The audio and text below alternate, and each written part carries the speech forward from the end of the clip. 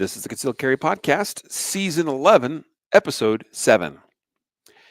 And welcome to the Concealed Carry Podcast, part of the concealedcarry.com network of shows, brought to you by HK. Today is Wednesday, March 5th, 2025, as of the recording of this episode. I'm here with President and founder of concealedcarry.com, Jacob Paulsen, and my name is Riley Bowman. Glad to be with you. Yep, and Riley is the guy who his family brought home a new store-bought purchased piece of apparel and found a $20 bill in the pocket. Yep. Yeah, it's a cash rebate. It's a bonus. Yep. And Jacob, I forgot you were going to do something like this, and you're the guy that has to go to a church-sponsored girls' camp this summer and teach shooting. It's true. Yeah, it's true. It's gonna be fun. Yeah, that will be fun. 100 girls from the ages of 11 to 17 or something. Yeah. Fantastic. That's good. It's important. I'm glad they're getting that experience. Again, glad to be with you all here today. Today's episode, we're going to be talking about the latest guns and gear 2025. This is really a wrap-up of SHOT Show 2025, which, we got done with a little more than a month ago. We're finally just getting around to sharing it with all you on the podcast here. Thanks to those of you watching and joining us live. Folks, you can always find us on YouTube, on the concealedcarry.com YouTube channel, or on our Facebook page, Concealed Carry Inc. Facebook page. That's where we go live. So if you ever want to join us, make sure you have those notifications and things, set so that you get notified when such things occur. If you're just joining us after the fact for the podcast audio recording, well, we're glad to have you as well. Today's episode is sponsored by Tactical RX. Jacob, tell us about Tactical RX. Tactical RX invented the prescription safety glass. They did. Like the guy who owns Tactical RX, Brett, who we've had here on the podcast, a fascinating interview, by the way. You'll learn more about glasses than you ever wanted to know if you go listen to that show. Anyway, this is the first guy on planet Earth to figure out how to make a curved prescription lens correctly that didn't make it look like you were inside of a fishbowl. And so he, has been doing that longer than anybody else, and continues to innovate and perfect that methodology. So I think that they make the best prescription glasses on the planet. And I think if you are interested, particularly if you have a prescription, I think you can't do better than Tactical RX. And I think that they're also highly affordable because, I guess they just don't have the brand recognition of like an Oakley or something. But you should check them out, tacticalrx.com. There you go. Thank you to the support of Tactical RX to make episodes like this possible. And today's other episode sponsor, well, you might think because of the shirt I'm wearing, it's Victos. It's not, but Victos, if you're watching, you're welcome to sponsor the podcast. But it's actually our concealedcarry.com monthly deals. This is the first time I think we're actually mentioning this on the podcast, but we've been doing monthly deals now for, I don't know, 6, 8 months. More than a year. Oh, okay. I think December 2023. Yeah. There you go. So each month we have, you can call it a catalog of pre-selected items on the concealedcarry.com store that are on sale throughout the whole month. So it's March 5th. These just went live a few days ago. You got all the way through March 31st of the month to go to concealedcarry.com and take full advantage of these deals. You don't even need a specific code. Nope. They're just marked off on their usual price. What's some of the things we're featuring this month in the deals? Looks like we got 12 items this month. So you have our top-selling book, our Legal Boundaries by State book. So for those of you who want like legal reference material as you travel relative to gun law in a physical book, that book is on sale this month. Our 16340 batteries, which I love. I use those a ton. The laser software, that's cool. In fact, that's an amazingly good price, frankly. That's crazy good price. Let's see, Rifle Block is on sale. The KSG Armory Concord mag carrier, which is a very innovative product. Really, if you need a good IWB mag carrier, can't go wrong there. The our Israeli bandage, both the 4-inch and the 6-inch are on sale this month. The Wilderness Tactical Low Pro EDC belt. The SSP Eyewear Met How kit, which is a very comprehensive eyewear kit, which feels awkward to say out loud since Tactical RX is the sponsor. Sorry, guys. The Real Avid Smart Torque and Driver 83-piece set. This is a really nice driver set, particularly for gunsmithing. And it's a torque driver, and you can set the torque. It's really nice. The Holosun PID HC, which is the high candelas weapon-mounted light, is on sale right now. Brand new to our website to have that product at all.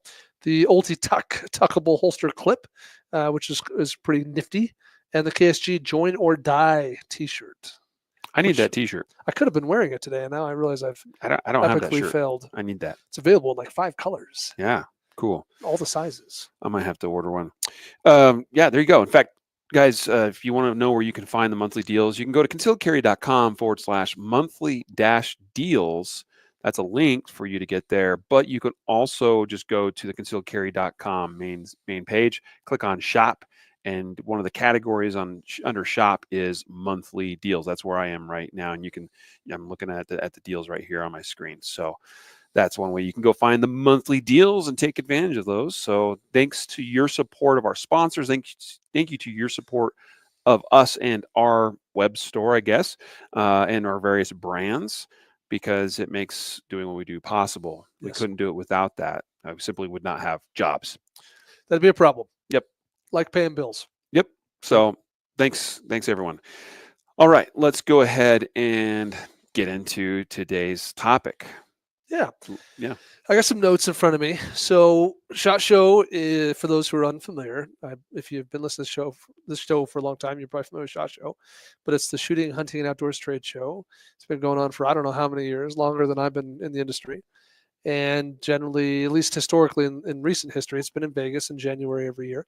And this is a common event where a lot of the major manufacturers in our industry are going to release or announce new products, because this is an industry association trade show. So it's not a gun show. It's not open to the public. It's intended for companies like us who make and sell products, or buy and resell products, whether at retail or online or whatever. And you also have military agencies there and law enforcement agencies looking for product and gear and whatever. So that's the deal with SHOT Show. Yeah. Yeah. So we had our team there, like we have now for a number of years. I was not able to be this year there the whole time, like you and Mitch and Corey and our guys were. But I think I flew in on Wednesday and left late Thursday, so I was there basically 2 days. So I didn't get to see quite as much. So you'll probably end up, sharing a little bit more than I will today. But I did get to see some really cool things. It's always cool to be a part of SHOT Show. I mean, when you've been going as long as we have, which I still consider us to be babies in the industry, really, but compared to some folks we know. But I think my first SHOT Show was in 2015, and yours was 2016. Yeah. So it was my 10th show, I think, and your 9th show. Well, there was a COVID year too that was canceled. Yeah, so it would have been my 11th show. I see. Minus the COVID already year. did the math. Yeah, because I'm like good with math. There you go. Yeah, so the show kicks off for us, at least this year, on Monday with Industry Day at the range. So this is kind of an associated event that's officially, but not officially, I don't know, part of SHOT Show. It's at an actual gun range. Boulder County, is that the name of that range? Oh, it's Boulder Rifle Boulder and Gun something. Club or something like anyway, that. That's a rather large range. And it's just outside of Boulder, Nevada. Right. Just like every year, it was freezing, cold, terrible, awful weather-wise. But we got to shoot some guns. So I'm going to just go off memory here, but a couple of things that we saw for the first time there. And you were not there that day, but maybe you got your hands on this stuff later in the week. But Ruger's new whatever. RXM? Yeah, not Glock. Yeah, the not Glock. Yeah, the not Glock. RXM, is that it? Yeah.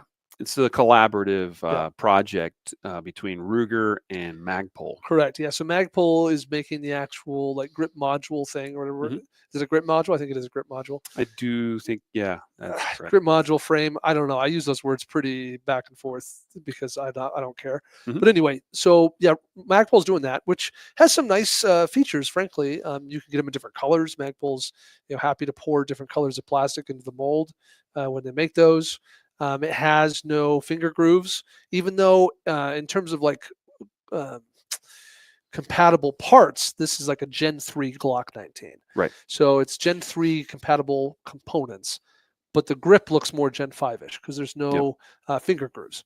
Right. So and it's got a little bit of a flared magwell as well, very Gen 5-ish looking in that respect. And so that's a nice thing that Magpul is contributing.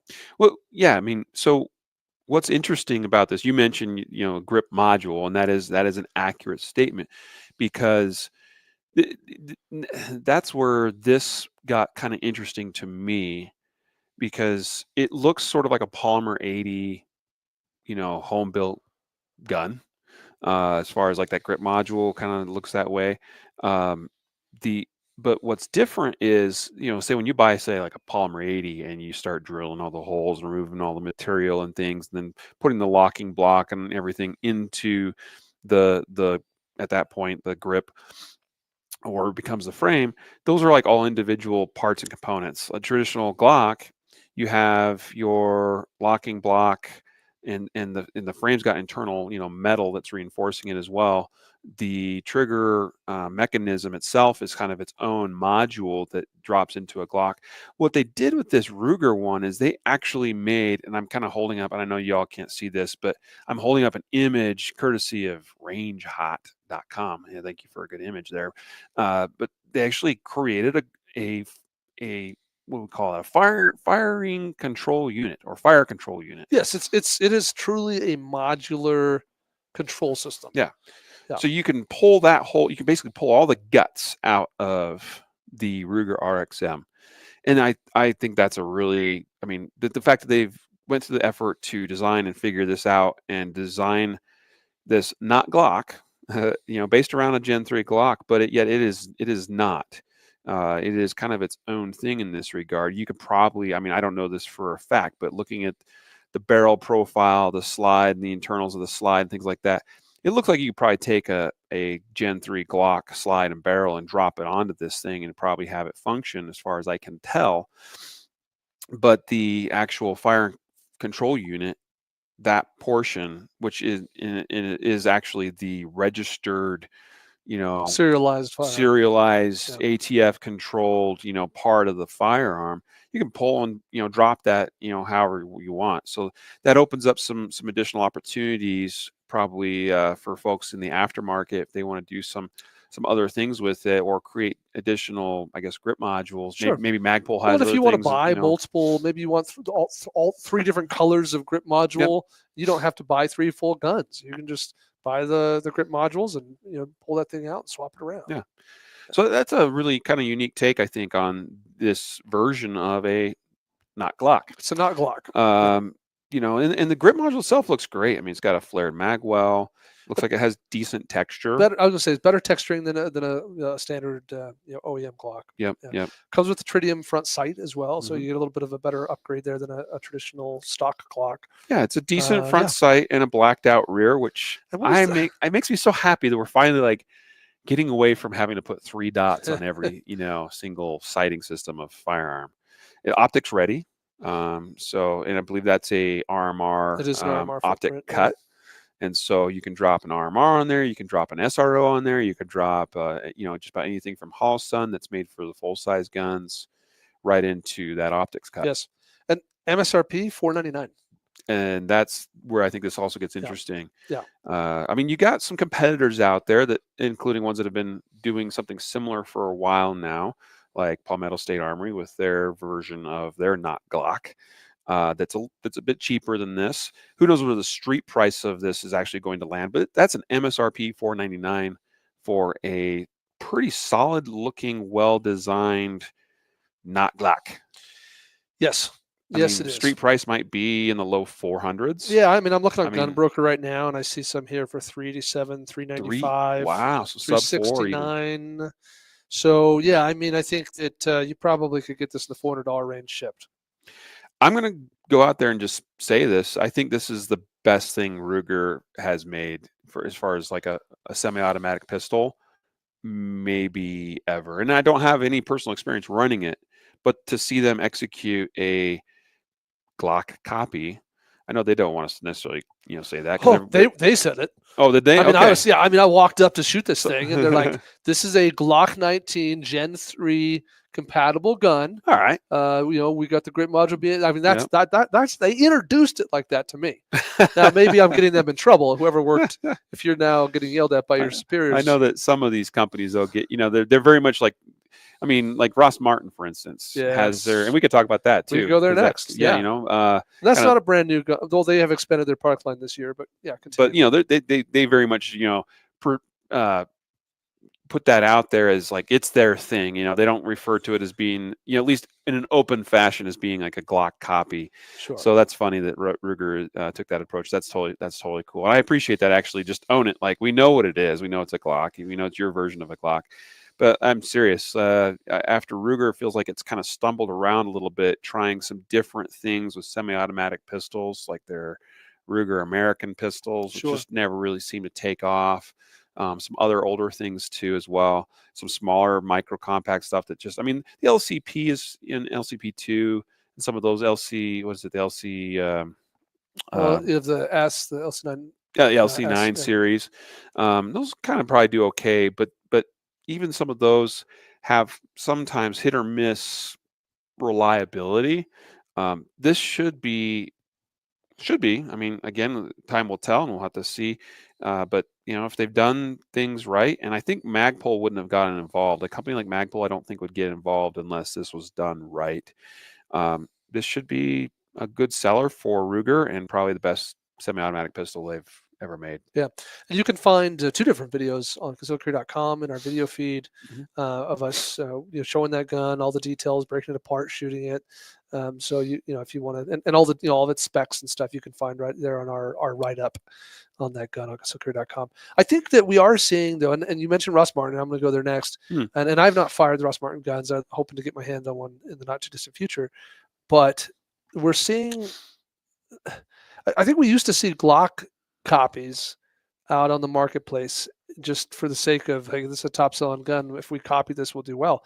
And now what we're seeing, I think, I guess it's not new, but we are seeing more viable economic Glock, not Glocks on the market. Hmm. So, when I see this Ruger RXM for $499 MSRP hitting streets at $400, it's like, holy crap. Like, it's an upgrade, right? Yep. Like for me, it's an upgrade to a stock Glock and it's cheaper. And I see this same thing with the Ross Martin guns, and that's a whole lineup. Ross Martin, they have, I don't know, crap, they might have 3 or 4 models now, but we stopped by their booth for a little bit. Both you and I, and Mitch and Hmm. Corey separately, and we're familiar with some of the leadership there. Yep. And I was particularly intrigued because Eric Frohart was hanging out in their booth. I'm like, Yep. dude, I haven't seen you in a Yeah, while. we've known Eric for a number of years. And I respect him quite a bit. And he's one of the most humble Navy SEALs I know. Didn't even write a Mhm. book yet. So he's a real good dude. Yeah. Just very down to earth. And he was talking up these guns quite a bit. It really intrigued me for him to kind of give him his stamp of approval in terms of reliability. And again, with the Ross Martin guns, you're getting a whole lot of upgrades compared to a stock Glock at a comparable or lower price. Mhm. Absolutely. Yeah, I'm looking at Ross Martins right now. The kind of their flagship models, the RM1C, which again, kind of like a Glock 19 copy. Their grip module or frame portion of this is a little bit more unique to them Sure. in terms of its contouring, its shape, its design. Trigger guard's a little bit different than what you'd find on, say, like even the Ruger RXM. Um, they've got an interchangeable back strap, that's cool. A little bit of flared magwell, Maybe it's which is unfair to call them cool. a not Glock, frankly, and they probably would be upset if they're listening to this. I But mean, I think we it's pretty obvious again that its internals are Gen 3 Glock, ish. trigger Yeah. components, the barrel profile, the slide internals look. I mean, again, there could be some unique things to it. I haven't looked at it that closely, but it looks very much. Well, like they have what's the word I'm looking for, like a chamber hot indicator, kind of like a VP9 on the back of True. the Yeah. slide instead of like a traditional Glock slide plate. You have more of red dot means live kind of thing.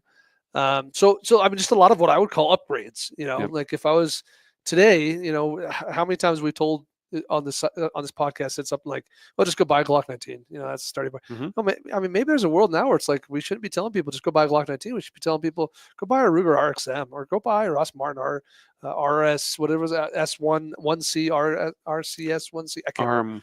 R 1C, RM 1C. 1C. Yeah, RM 1C. There's no S. Ross Martin 1C. I don't know if Compact, yeah, that's yeah, compact or. yeah. I don't know. So, but anyway, my point is like Mhm. you're getting a lot more kind of upgrades without paying for them Mhm. with some of these other alternatives, and if they're as reliable as they're toting, Yeah.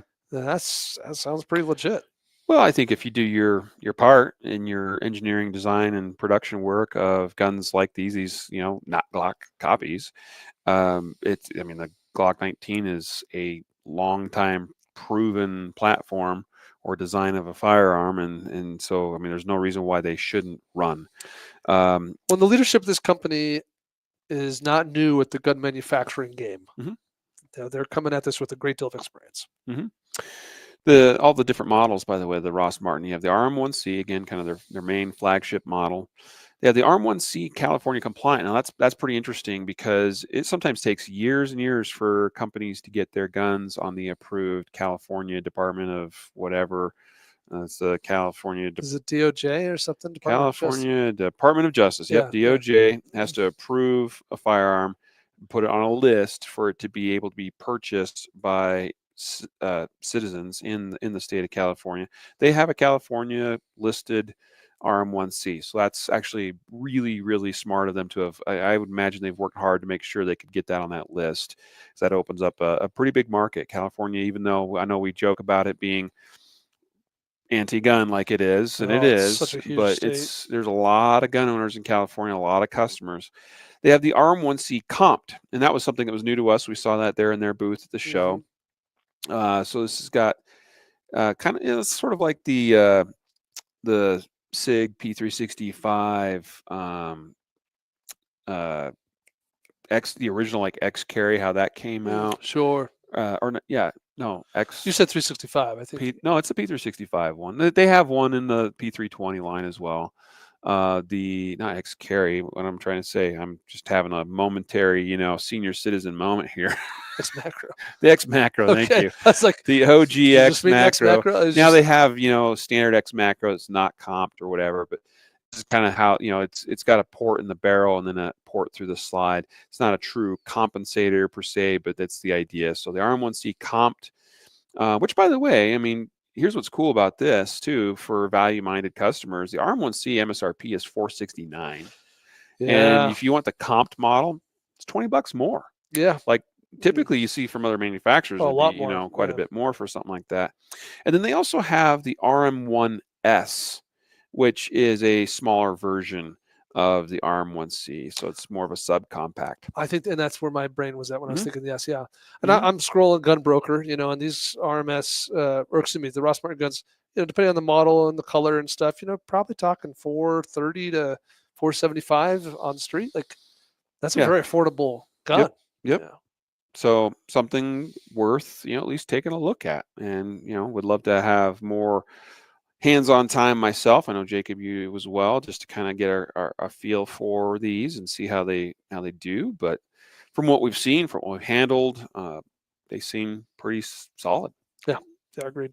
So pretty interesting stuff to see. And we kind of have this golden age of is we're not even just in this golden age of self-defense, citizen oriented semi-automatic handguns for like concealed carry purposes, but we're like in the golden age of Glocks, Mm. because everybody is sort of coming out with their own version of these. Yes. And what another thing that's worth mentioning real quickly before we kind of transition from this topic is like the PSA dagger, as a holster manufacturer, it does not fit in a Glock holster. The Ruger Right. RXM, however, we believe will fit in a standard Glock holster. It would suggest that it would, and I guess on the Ross Martin, I don't know the answer to that question. But anyway, that's another thing to consider is like when you get the not Glocks out there, you're talking about massive aftermarket support, which can be really appreciated. Hmm. Absolutely. And I would say, knowing a thing or two now about making holsters, it's probably going to be pretty holster company or holster design specific as to whether Sure. something like the R, because like I look at the RXM and having not personally tested it yet, but looking at it, I can tell looking at the kind of the key contours of that grip module that it looks like they've stayed pretty true to most of the important stuff on a Glock frame. The one thing is it just comes down to trigger guard. There's a couple of unique things to the shape of the trigger guard. It seems like the critical dimensions are probably about right, but we'd need to test to confirm. But Yeah. I do believe that was their intent, was to design it so that it would hopefully work with That would be most smart. holsters. Yeah. So So, speaking of Glocks, mhm. let's talk about 2011s. Yep, yep, it's a good place to go. That sounds like a weird transition, but Yeah, it does, but that was, and I did get my hands on this at this show, but kind of, I mean, it's not a totally new concept, because there's another company or two that have done something similar. But if there's a company that's going to make this go wildly successful, it's probably this one, and that's Staccato. Staccato announced, and I mean, huge fanfare at the show this year, and their booth was constantly busy. Every time I oh, went geez. by, it was just buzzing. And I heard really positive things about, I mean, they even did their own range day thing, whatever, out at what used to be Front Sight, but now is the um, or not Patriot, but you know what I mean, Prairie Fire training facility. Yeah, previous Front Sight, then Prairie Fire, now Hmm. Staccato something ranch, no doubt. Yep, yep. Um, yeah, and so they had their whole big range day event thing, featuring their new product, which is their they call it the HD P4 or P4 HD, something like that. Yeah. Um, Well, the HD is supposed to be kind of a whole line. The yes. P4 is the specific kind. So this is a Staccato that you feed a double stack Glock mag. Hmm. So take your Glock 17 round mag, Glock 17 mag, and you stuff it into the Staccato. So the premise is that you're kind of getting all the Staccato beautifulness without having to pay what Staccato mags normally cost. And I think that's the premise here. Hmm. And Yeah. now, when we'll use this to talk about the new magazine as well, because Mekgar, which is an OEM manufacturer of magazines, they make a ton of magazines, a lot of brands. They and I guess I can't, I don't know this, I assume, but Mekgar is now making a steel Glock mag option, and that's what you're seeing in the Staccato HD. I Hmm. don't know if it's if it's a Mekgar manufactured mag or if Staccato's making their own. I really don't know, but it's a steel mag that's Hmm. shipping with the gun. Yep. But you can buy standard Glock polymer mags and put it in the Staccato HD. Yeah. Yeah. So this is really, exciting to see, because, as you mentioned, I mean, if you are wanting to get on that Staccato train and you're like, cool, these are great guns, nice guns, seem to work pretty well. It's sort of considered by many to be the low acceptable bar for a 2011 style gun. I know we have things like the Prodigy, and we have some things like the Mac DS9 from uh, well, their importer is anyway, same folks that import TSUS firearms and things like that. So, there's some other 2011s out there that are kind of in that really like budget friendly realm. But I know many folks kind of consider Staccato to sort of be like, don't know, I'd go much more below, that level of kind of tier as far as like price, if you want to think of it that way. Because historically, to get a good 2011 that is reliable, that's going to run, and treat you well for a long time, like, you're looking at spending 4,000 pretty easy, or more. And Staccato has really revolutionized that part of the industry by bringing that down more into like the low twos. And then, of course, now we have these companies like Springfield with this Prodigy, and not trying to bring that more down to like that $1,200 price point. And I know some folks that have really great success with some of those, uh, more entry price 2011 style guns, and some that have horrible experiences with those, just getting them to run well and run right. And one of the biggest challenges with these more modern 2011s or double stack 1911s is is the magazine, because the 2011 and ultimately, like, it's 2011 came from a 1911. That's why it's technically a double stack 1911.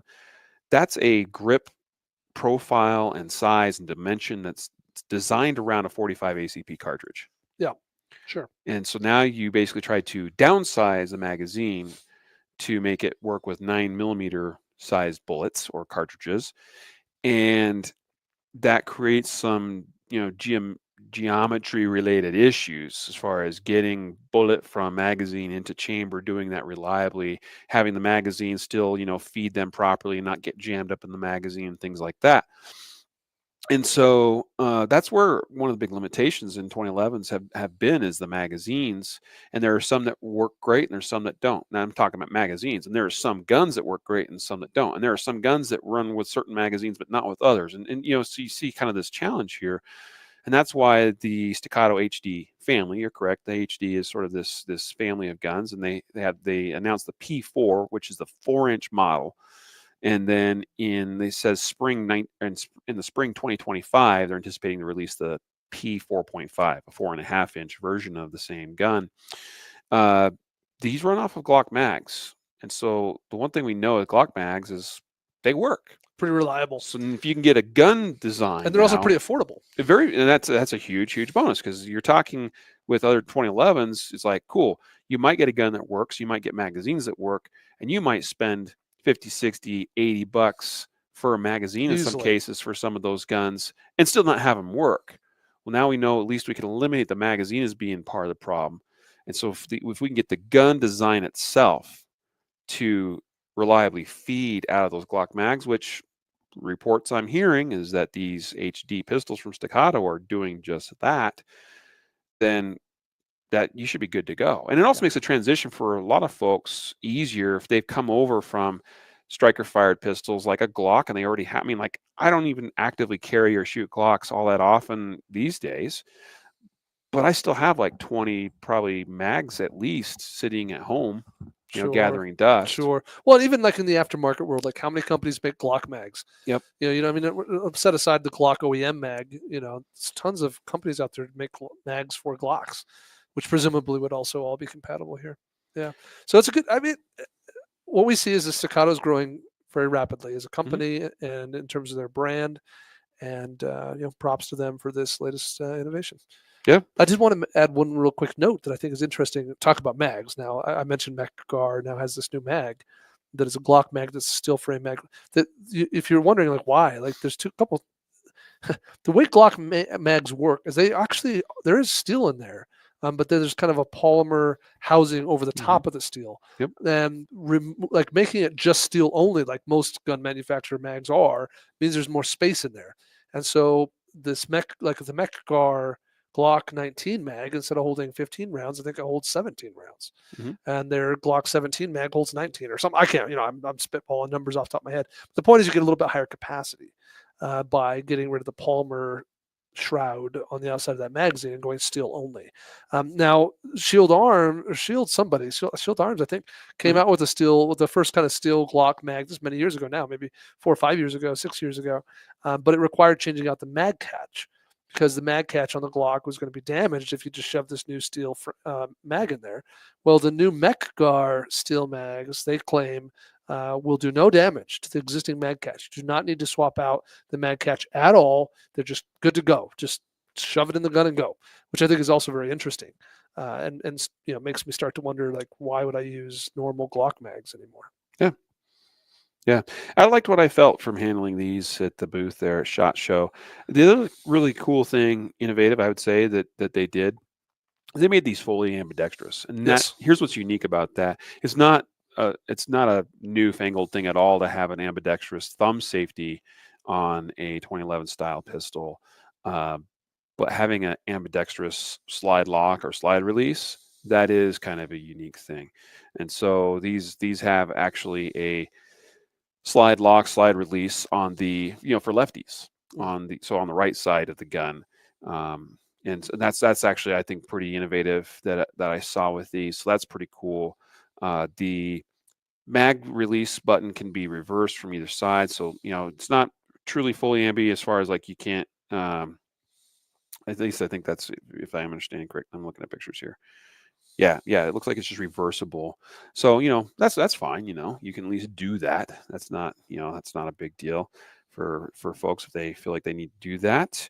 There was one other thing that stood out to me. Oh, and I just liked the general, shape, contouring, style, grip texture, everything of the grip, module portion itself Yeah, it looks as nice. well. And they've Yeah. eliminated the grip safety on these, which I think is good A-okay by as me, yeah. well. I don't see an issue with that at all. So that's a little bit of a departure from a lot of their other standard staccato line guns that still retain that grip safety. So Which I prefer. yeah, I'm not a grip safety fan. I mean, if you got a thumb safety, I don't. Yeah, I mean, a lot of folks will even install permanently locked in place grip safeties, or they'll put a band over top of it. Things of that nature. In this case, with the HD pistols, they've just eliminated it. There you go. Yep. Price on those, by the way, starting at $24.99. It's $2,499. It's in the ballpark for any of the staccato gun. Yeah. Yes, exactly. So yeah, totally. this is not, a first-time buyer's gun, most likely, but Probably not. but yeah. Nor is it a poor man's gun. Yep. But we did go from the $400 Ruger to talking about staccato. So I guess we're hitting it all. Interesting too. Just to give a quick shout out, we did stop by EAA and talk to our friend Chad Enos, who's over there now, and he was.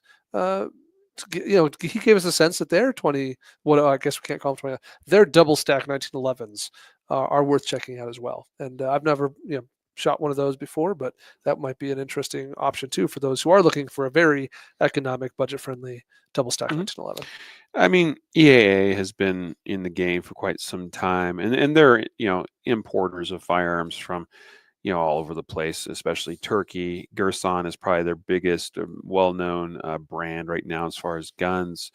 Their Witness 20, they call them 2311s, kind of their own take on a 2011. I've handled them and looked at them here and there over the years. We looked at some at the show this year. Yes, very budget friendly. No opinion whatsoever on how good they actually are. I've never shot one, but yeah, something at least you can know about and check out for yourself. Yeah, it was good to see Chad. Mm-hmm. Okay, cool. I'm thinking here. So probably the weirdest thing, though not weird for this company, is the Keltec PR57, PR57. So they did a pretty good job, I think, getting some press on this right before the show. So many of you probably saw a press release or a video or something. But this is a clip-fed, that's accurate, top-feeding, clip-fed 5.7 handgun from Keltec. No magazine, no detachable magazine, just no magazine. Well, it's an internal magazine. That's sure, an internal magazine, yep. But it's clip fed. There's no detachable mag, and meaning you use a stripper clip. Yes, You shove this thing on the top of the gun. Think like where your ejection port would be, or more like where a red dot would be mounted, and you just like push down and force this ammo down into the gun, or you could manually load it. It looks like you're loading like a 30-06, like you're just kind of shoving rounds in there one by one if you wanted to. From the top of the gun down. And, I think there was a lot of people who are like, oh, how smart. They're, using this to get into places where guns are becoming outlawed that have detachable magazines. And I think that they were all shocked by those comments. I think all the Keltec employees are like, huh, yeah, how about good point. In typical Keltec fashion, somebody over there had this idea. They're like, what if?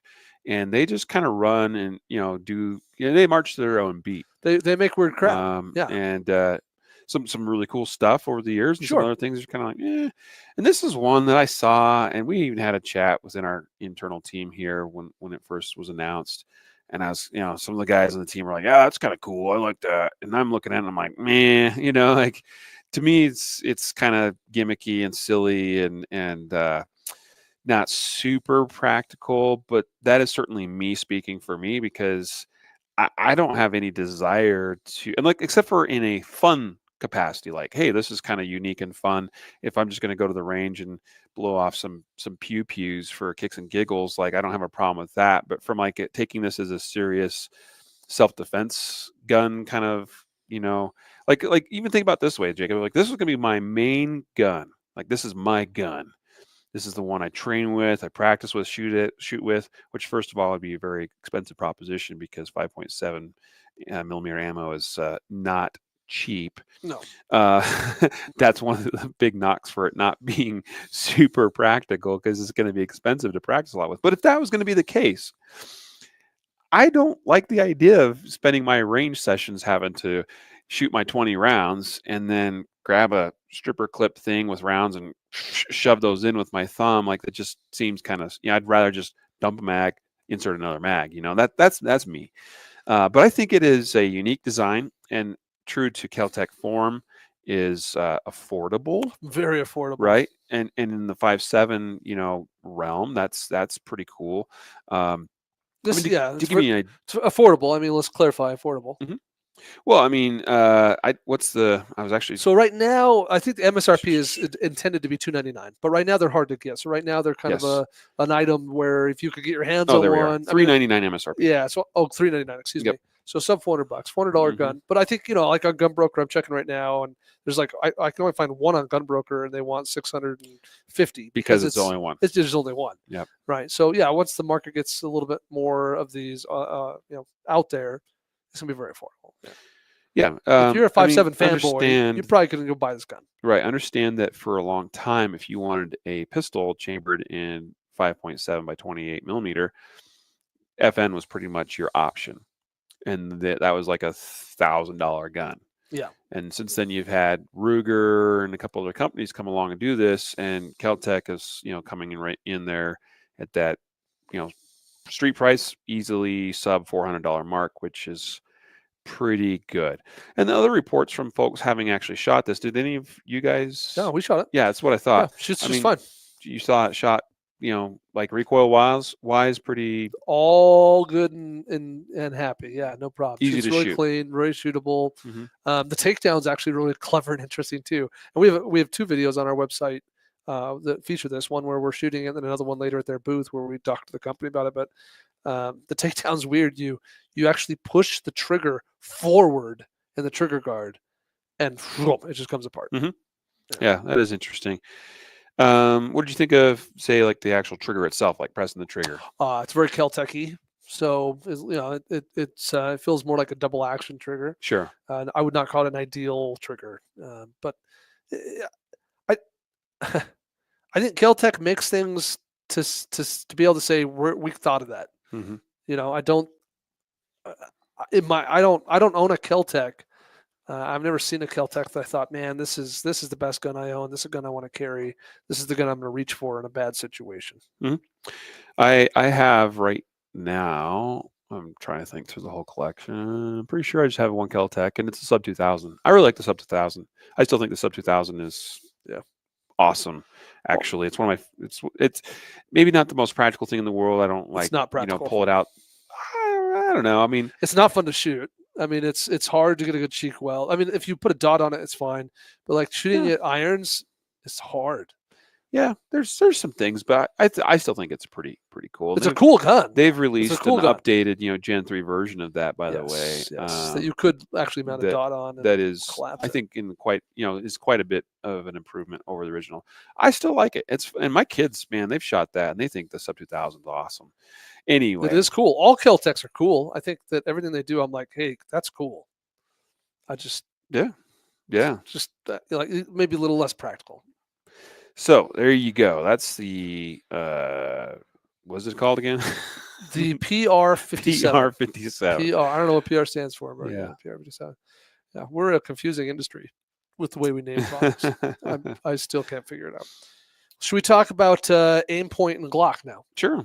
So we were talking about Glock, not Glocks earlier, and not Glock mags, and Glock mags, I suppose. But now let's talk about the new collaboration between Glock and Aimpoint. So historically, Glock, if you wanted to put a dot on a Glock, you're either going to buy a Glock MOS, which is from the factory OEM, red dot ready to go. Comes with different plates. With adapter plates, pick your dot, etc.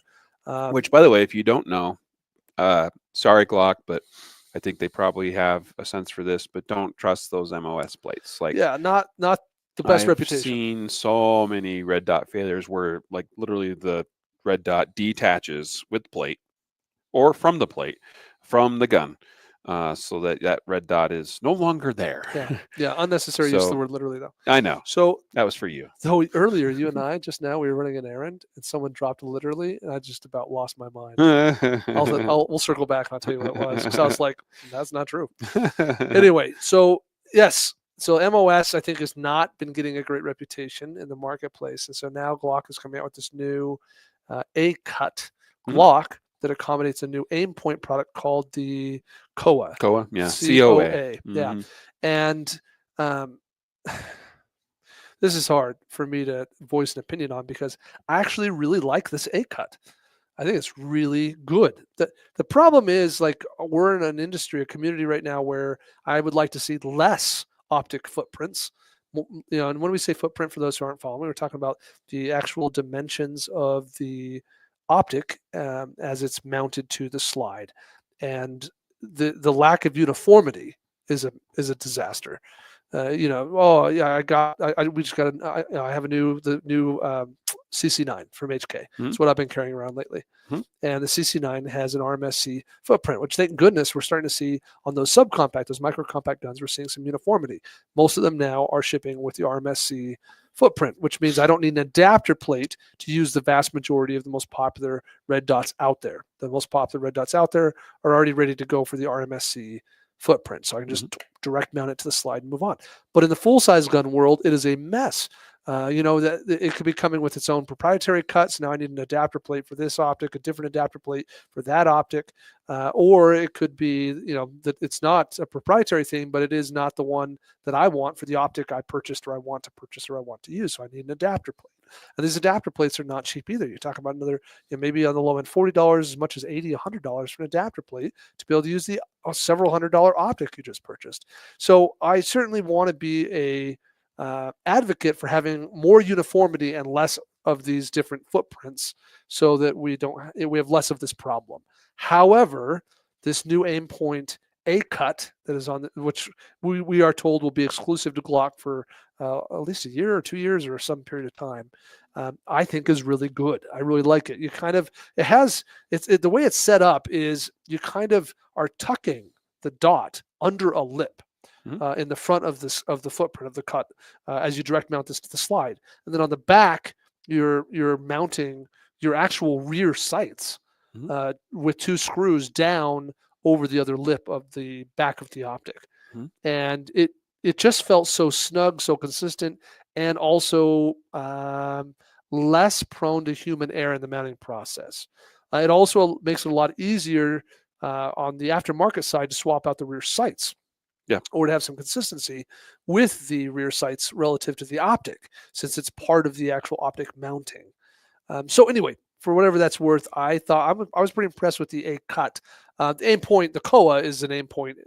I'm not that discerning of a consumer, frankly. You might be, but I'm not. And to me, it was very good because it's an aim point. And aim points are good, but I really liked the mounting system. It's a clever system. I'm not going to take anything away from what you just described there. I think it's well designed in that regard.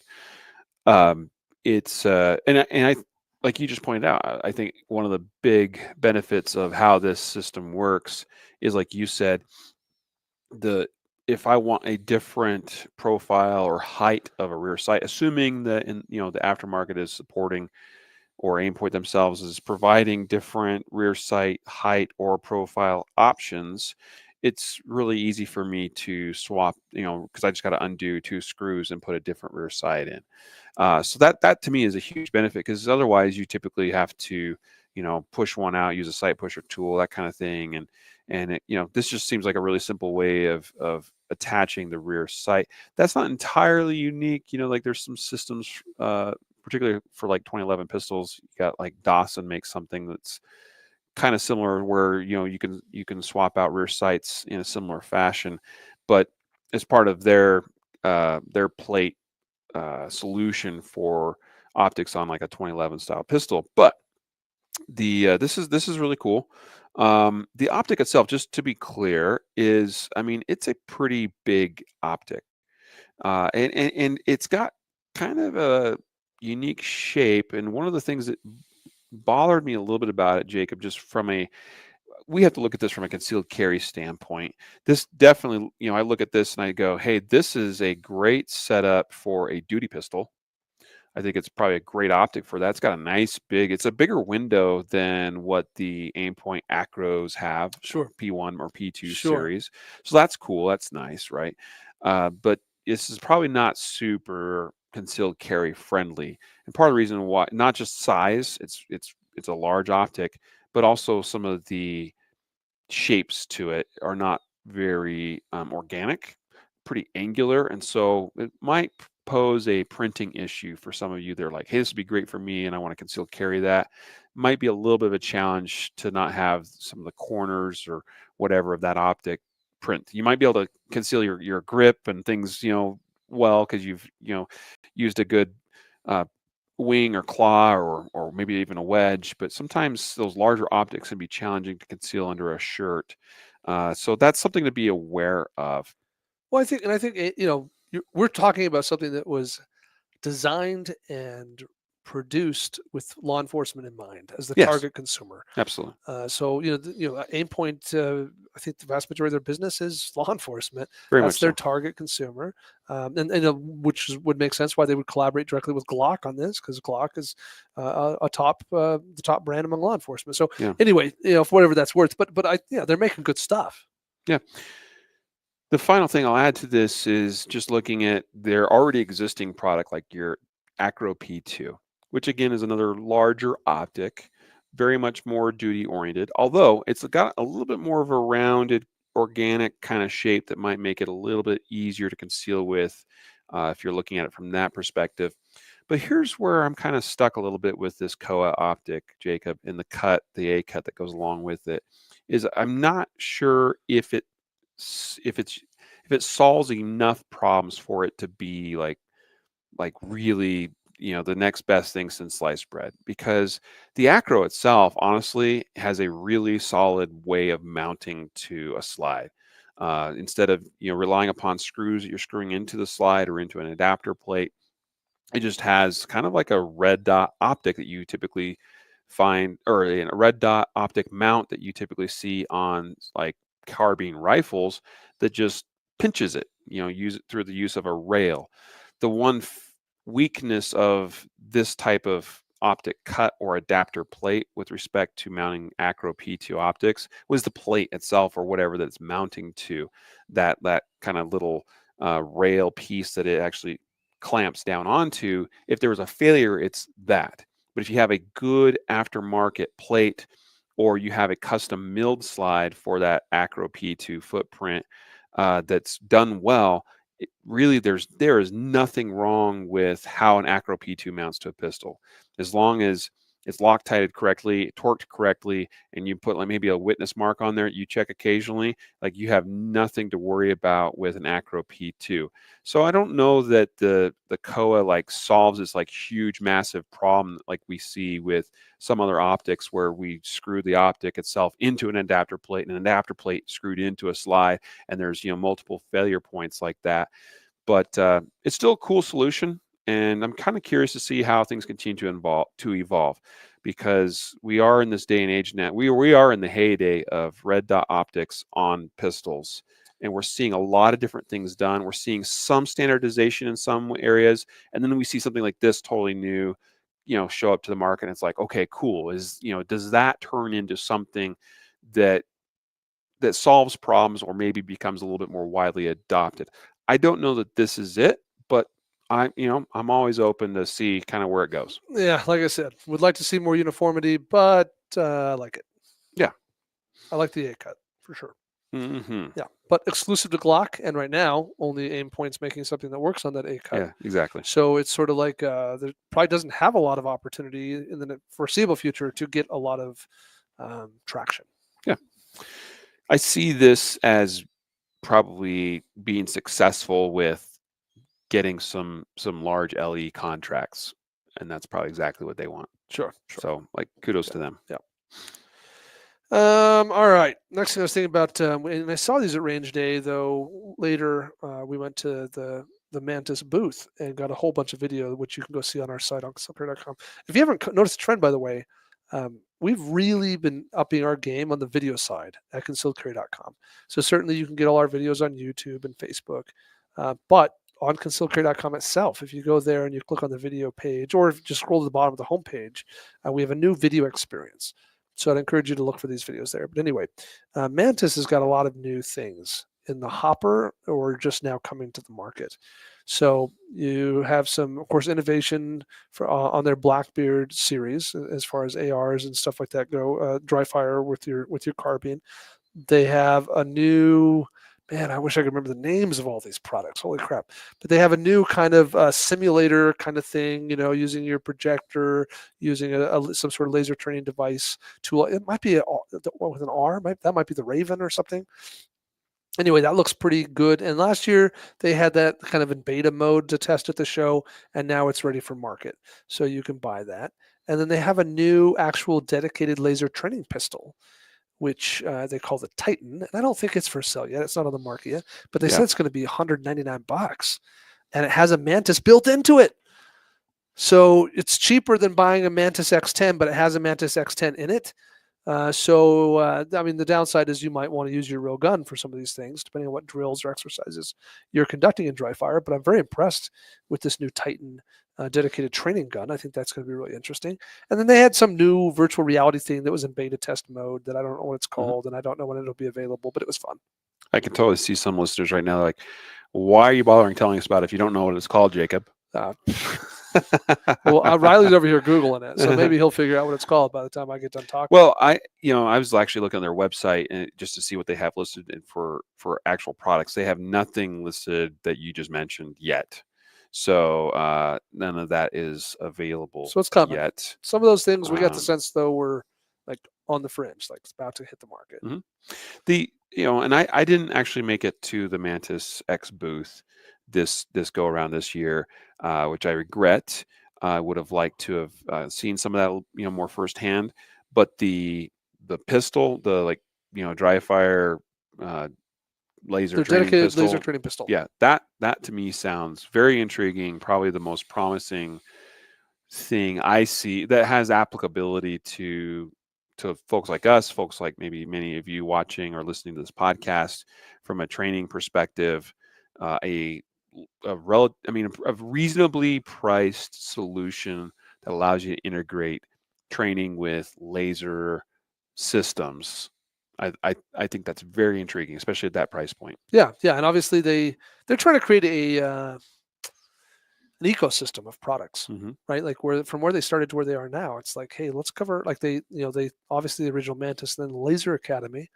And now we're seeing, we have this basically a more interactive version of Laser Academy based on, scenarios and some more of a simulator kind of thing. And then we're going to create our own line of dedicated training guns you can use with all this stuff. Now we're going, we're going to add some VR stuff. So anyway, they continue to innovate, and they, I think, historically everything they do is pretty high quality. Yeah. Looking at their website, just a little self-prop for us, but under their reviews, they have right here, Laser Academy comes with everything you need to make dry fire enjoyable and productive, quoting Matthew Marister's review. Okay, I was like, which of us said that? On concealedcarry.com. Cool. So cool. I was like, hey, that's fun to see. Yep, they got some great stuff, and they're super, they are just working so hard and innovating so hard with what they're doing. I have to always give Mantis some serious props. Yeah. In the same dry fire category, we stopped by the Strikeman booth, a company that we've not done a lot of business with, but starting to get to know them a little bit better. And they also have kind of a, not too dissimilar from Mantis Laser Academy kind of product that they've had for many years. But they have some new stuff that I thought was cool. They have, I'm not going to get into it, but they have this new tech they're working on that's intended to be sold to gun ranges that would make the gun range experience more enjoyable. But I'm going to focus on this. They have a new, and I don't know if it's for sale yet, but it's basically imagine your average like laser ammo, laser insert cartridge thing, of which we manufacture and sell, and everybody else in their dog does as well. They have a new version of that is rechargeable first and foremost. The batteries, it's got a rechargeable battery, and it will either work as a laser training cartridge. In other words, when striker hits thing, laser is projected momentarily, or as a bore sight. Constant laser on. And so I thought that was an interesting innovation in terms of a very small product that's got more going on. These little laser cartridges are very small. They use very small batteries, and one of the biggest knocks against them is having to replace the batteries. Sometimes those batteries are a little bit challenging to find. and they're small, and it's like easy to like drop one and lose one, and you're like, oh no, like I've done that before. Sometimes it's hard to even know which direction they go in those little things. Everything is just so small. Having a rechargeable solution for those, I think, is brilliant, and the fact they've been able to engineer a solution where, I mean, it's kind of like a, almost like a Fitbit charger, or something where, just sort of magnets on there and connects the connections and is Yeah. able to recharge that Yeah. cartridge. So really, really clever solution they've come up with Yeah. there, and that I agree, that was pretty cool to see. I'll just quickly, little self promotion here, though. If you are looking for replacement batteries for your laser cartridge thingy, Hmm. go to readyupgear.com, where you can get a whole replacement maintenance kit that comes with both Yes. batteries and a set of O-rings for those. So Yep. anyway, it's one of the very few places you can find such a thing. Yep. Yes. Absolutely. Good stuff. Let's see. Taurus has a bunch of new guns. Some of our guys on our team were able to check those out and get some info on those. There's some content on our website. I did not really spend any time getting to know the new Taurus options. Hmm. I don't know if you had a chance to check those out or not. I mean, I picked them up, looked them over. I don't even, yeah, like you, didn't have enough time spent there to even remember what they were called. Yeah, I know there's a GX2 and there's some new there's Yes. a new 850, a 650, and a 22 tuck. So like they have some new stuff. But anyway, Mhm. I just am hesitant to speak to it.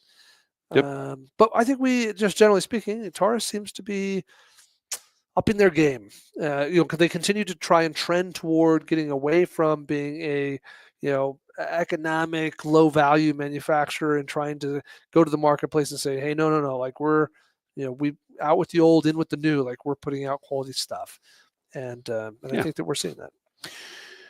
Let's talk now. I think this is, and we're at an hour, so Oh, I think this is a good place to probably start wrapping this up. Let's talk about lights, because I think there's some interesting, we'll call them, developments in the industry with respect to particularly weapon mounted lights. We were able to check out some some new products from Paulsen. There's some new products from Streamlight, and there's new product from Surefire that was kind of interesting and somewhat surprising to me in their approach to a new compact sized weapon mounted light from yes, Surefire. yeah. So what did you see? Give us kind of a summary on that. Well, one of the frustrating things about lights is the same frustration we have with pistol-mounted optics, Hmm. right? We were talking about a minute ago about all the different footprints of these pistol-mounted optics and how this lack of uniformity is really an annoying thing. Well, weapon-mounted lights are in the same category. Yep. Because of holster compatibility, it's a mess, right? So, I want this light, I want that light. Well, which light you mount to your gun impacts your holster choice. And this is one of the very many reasons why I have historically never carried a gun with a weapon-mounted light. I just don't want that additional complication. And what a mess! I mean, as a holster company, it drives us nuts. It's just like, holy crap! There's so many lights. And it's a combination. It's not like we can just say, hey, we have a holster for X light. No, it's that light plus what gun. So it's a number of different molds that you have to have in order to accommodate all the different guns with this brand new light that's come out. Well, okay, with that back in mind, I think what we've seen over the last 5 to 6 years is that Streamlight is kicking butt and taking names with their TLR7 series. So the TLR7 is sort of their subcompact light product. In fact, I remember when the first TLR7 came out, that the big deal was that it did not expand on the footprint of a Glock 19 at all. It was no longer than the Glock 19 in terms of extending it forward to the barrel, the muzzle, and it was no wider than the slide was Mhm. on a Glock 19. And that was kind of the big deal. Well, other companies' attempts to compete with the TLR7 have failed, and the TLR7 continues to improve, right? We have the TLR7A, and then now, of course, the TLR7 sub series, which is kicking butt and taking names, and it various SKUs there depending on which gun you're putting it on, the Hellcat version or the P365 version or whatever. So they're killing it. The TLR7 is just doing really, really well, and now come to SHOT Show this year, and maybe I've just had my head in the sand, haven't been noticing, but I just saw this trend. It's like we went over, looked at that Hollow Sun. What's a PID something? The PIDK. K, which I tried to buy last week and I couldn't get it from our distributor yet. I don't But think they it's out yet. they had it listed, just zero quantity, Mhm. so I know it's coming. Anyway, the PIDK, which I don't know if they said it out loud or if it was sort of a read between the line thing, but it is the same, theoretically, the same footprint as a TLR7. A. So if you own a holster for your VP9 plus TLR7, and you go and get the Holosun PIDK, you in theory do not need a new holster. That's the idea, it seems. Again, I think it's going to be very specific to holster manufacturers and Sure, their what specific tolerances are, and designs. yeah. But it appears to be of that, That's if the we want to theory. say footprint, Yeah. it's in that size ballpark for sure. There's some understand that with weapon mounted lights going into particularly concealment holsters, there's some key kind of interfaces that have to occur for it to kind of really lock itself in, because at that point those weapon mounted light holsters basically rely upon locking onto the light in some fashion to create some retention. Right. And so It's not like we just have some generic open hole in the holster where the light can fit. right. No, we're leveraging the light for the retention. Yeah. So the dimensions and kind of angles of the rail portion that attaches to the actual rail mount portion of the light, where it attaches onto the rail of the gun, that's kind of where that's like the real critical thing, provided that the rest of the light, its dimension and width and all, diameter and so on, is about right.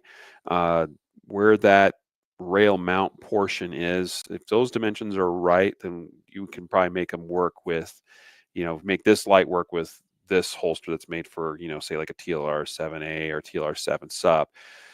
So Holosun's got their new PIDK. I mean, they've had the PID out for a year or two. PID, they got the PID-HC, which is the light that we featured as being on sale as part of our monthly deals at concealedcarry.com. We'll see when that PIDK becomes available. I gotta knock on Streamlight just a little bit, because they are kicking butt and taking names, like you said, with respect to these compact weapon mounted lights. However, they are like, their SKU list is getting insane. Yeah, there's too many. I ignore most of the ones that are light and laser combos. I'll be honest. I don't personally desire to have a laser on my gun, especially if I have a red dot already. So I kind of tend to ignore those, but just understand, for every one of these I'm about to mention, there is essentially also a laser light combination version, which is usually the TLR8 line, TLR7 being the light only line. But they have, they came out originally with the TLR7, then they came out with the TLR7A, then they came out with the TLR7 sub, and that, of course, is specific in some cases to a couple of gun models, like the that's still a series of SKUs. P365s Yeah. and the Springfield Hellcats and the what am I missing? There's another one there. Oh, the Glock. They have a Glock version for like the 43X and 48, and then they have a generic 1913 rail version, okay, of the TLR7 sub series. More recently, they've come out with the TLR7X, the TLR7X sub, the TLR7 HLX, and the TLR7 HLX sub.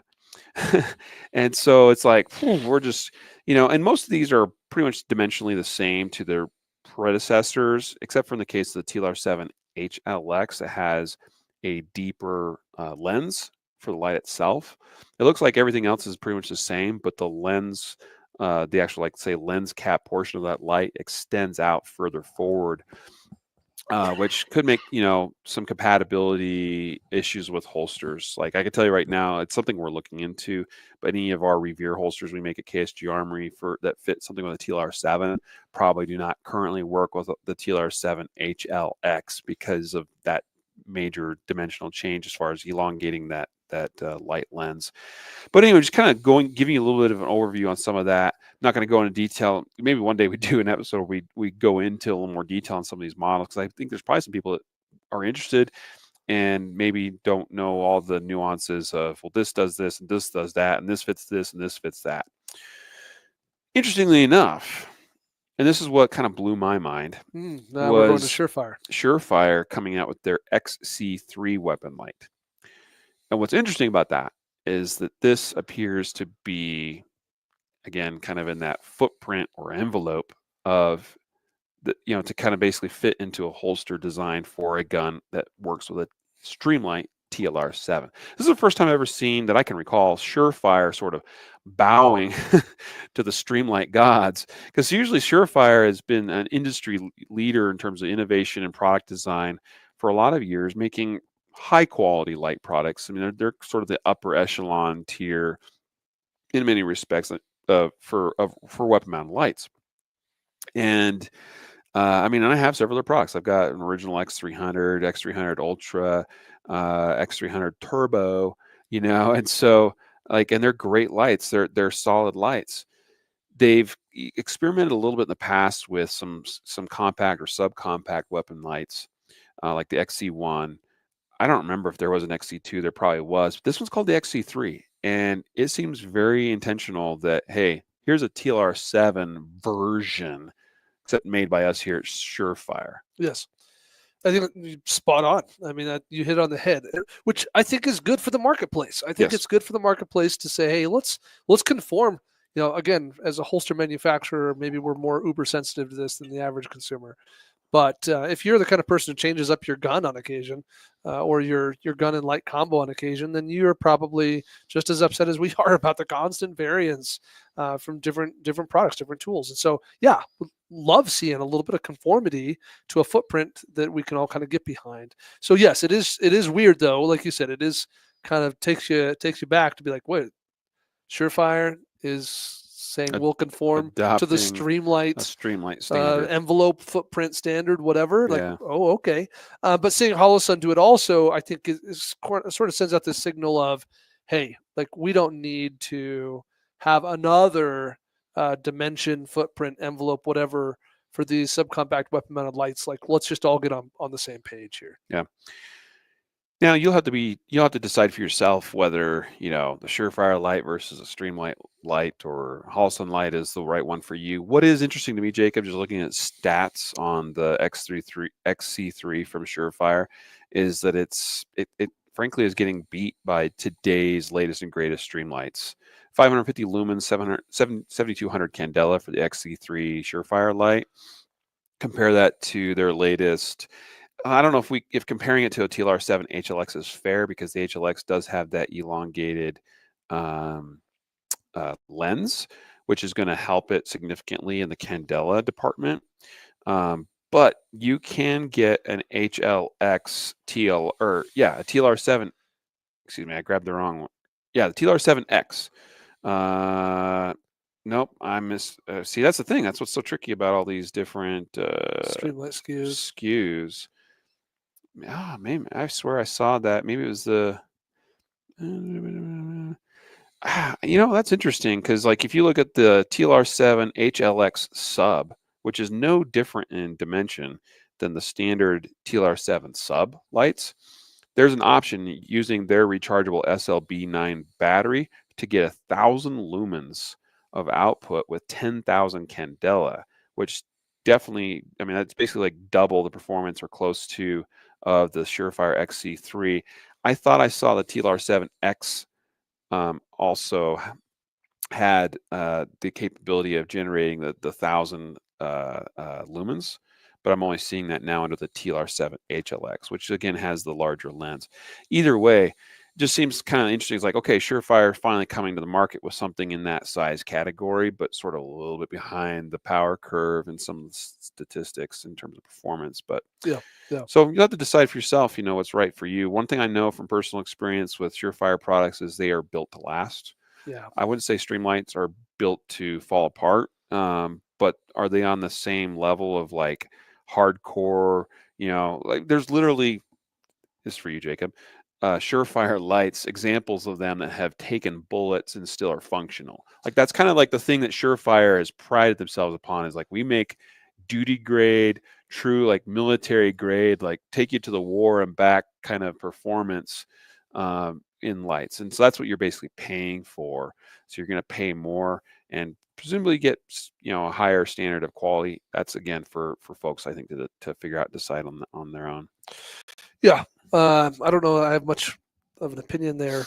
Beyond, though, for those of you who are Guardian Edition members, we added a couple videos recently to the Guardian Nation, to the members area on concealcarry.com, Right. where me and Riley kind of hash out some Streamlight versus Surefire product head-to-head comparisons. We talk about the wedges and the stilettos. But yeah, I'm perfectly comfortable to use any Streamlight or Surefire product. To me, it maketh little difference beyond what I pay for it. Yeah, I've got products from both companies, and they've all done well for me. Yeah, So I am not going to go drag any of my gear through the dirt in Afghanistan anytime soon. we could, and maybe this is a full-fledged episode of its own at some point. I think we've touched on this at various times over the years, but we could have the discussion of weapon-mounted lights on a concealed carry gun. It has been a while. We should probably rehash that one. Yeah, because as of right now, are you carrying a gun with a light? I don't think you are. Not concealed right now. But you Have I? in the last 12 months you have. Yeah, I think I have. Yeah, but I have not ever. I've never carried concealed a gun with a weapon-mounted light. So yeah, that might be an interesting topic for us to discuss. What is definitely clear, and I think in the next episode maybe we'll hash out some data from a recent PIQ course that you taught, where we captured data of every single student in the class and what their loadout was. It does seem to me that certainly, at least among the training junkie community, weapon-mounted lights are growing in popularity. Yep. Yeah, we do see them pretty commonly. There is one major benefit that maybe doesn't get touched on as much. And I'm just going to mention this now, and again, we can explore this in greater depth in a future episode. But one thing that is kind of cool for some guns and lights and holster companies, it is where you have there are a few holsters out there where the holster is pretty generically shaped for the gun itself and is basically completely designed around the light that the gun's attached to. Sure. And that's one I'm reason buying why a TLR1 holster. Yep. And And mattereth you not can what gun I put the light on. yeah. So it's one of the reasons why I haven't still traveled to many of the classes that I teach just as a loaner. I typically have a KSG Army holster or two for loaners for like popular models of guns like a Glock or a P365 or something. But I'll typically take with me a Filster Floodlight or Filster Floodlight 2.0. Now they have to a class with the either an X300 light or TLR1. I've got versions of both, and I'll travel to classes with that because I have a loaner Glock holster and a loaner P365 holster, but I might have a student that shows up to class with crappy gear, and they've got a holster that just isn't working for them, and I can say, hey, I have this Filster Floodlight holster. Throw this light on your gun, stick that holster in your waistband because it's going to work with the light. It bears off the light, and so that's actually a really cool thing. And we're exploring that a little bit too with KSG Army holsters as well. So we'll see kind of where that takes us in the future. We need to start wrapping it up here. Today's episode sponsors again, tacticalrx.com and also our concealedcarry.com monthly deals, which you can find at concealedcarry.com/monthly-deals. Or again, just go to concealedcarry.com, click on shop, and then click on monthly deals in the categories there under the shop, and you'll find our monthly deals where you can take advantage of our latest, greatest sales. Final parting words, Jacob? I appreciate you guys tuning in today and learning a little bit more about some of the new products that we're coming out this year. And next week, or maybe in the next couple of weeks, I do think we have some interesting stuff planned for you. So if you're not already subscribed to the podcast, make sure you do that and tune into the next one. There you have it.